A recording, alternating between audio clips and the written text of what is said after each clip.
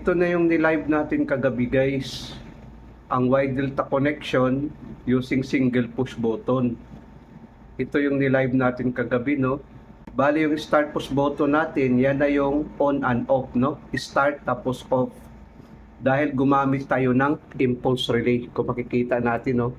Gusto lang natin i-close up guys para makita ng mga baguhan.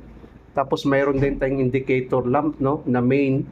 Pag gumana itong main contactor natin, gagana din itong main indicator natin, no? Tapos ang delta natin, gagana din itong delta natin. Ito namang Y, pag gumana ang Y, gagana din ang Y indicator natin. Pag namamatay naman ang Y, mamamatay din ang indicator.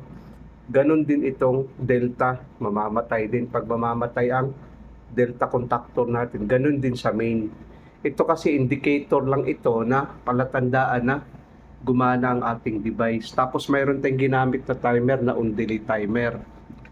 Tapos ngayon i-try natin guys, no, para makita, i-on natin tong circuit breaker.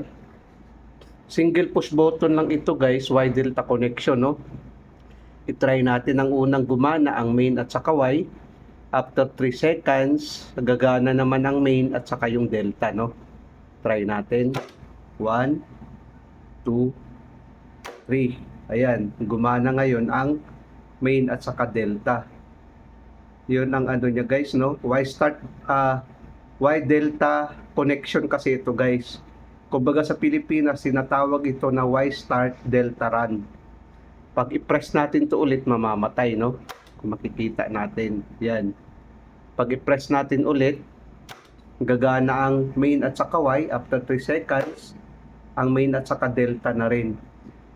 Tapos gumana din yung indicator lamp natin guys, no? Kung bakit to guys gumagana ang stop start natin na isang push button lang, dahil yan sa ating impulse relay. Tapos nakasetting ito guys sa auto mode. Kumbaga on and off na rin ito, kung makikita natin, no? I-close up lang natin guys, no? Para makita natin, i-close up natin yung video. Ayan, no? Namamatay siya. Pag i-press naman natin ulit, gagana. Ganun ang function niya guys, no? Kung makikita natin. Tapos ito naman yung diagram niya. Pwede nyo nang kunin guys ang diagram niya. Yan yung diagram niya sa power circuit, no? Single push button lang ating ginamit. Tapos ito yung IR. Ibig sabihin impulse relay. Ito na yung impulse relay natin, no? Na ating ginamit. Main contactor. Tapos mayroon tayong indicator lamp. Y contactor. Timer on delay. Tapos delta. Ito na yung timer on delay natin, no? On delay timer na ating ginamit.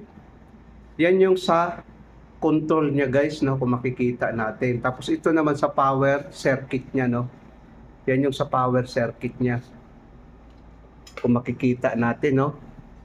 Unang gagana ang main at saka Y, no? After 3 seconds, mamamatay ang Y, gagana naman ang delta at saka main. Yan yung sa power circuit niya kung saan nakakabit yung 3-phase motor natin na 6 leads out. Yan siya guys, no? Ngayon dito guys, ito ay control ito guys, no? Hindi pa kasama ang motor dito. Yung sa power supply kung saan nakakabit ang motor. Ito ay sa control lang. Single push button, Y delta connection, no? Pag i-press natin gagana. After 3 seconds, gagana ang main at saka delta. Pag i-press natin, mamamatay. Sana guys nakapagbigay ito ng kunting kaalaman sa mga baguhan. Maraming salamat sa inyo guys. Hanggang sa muli.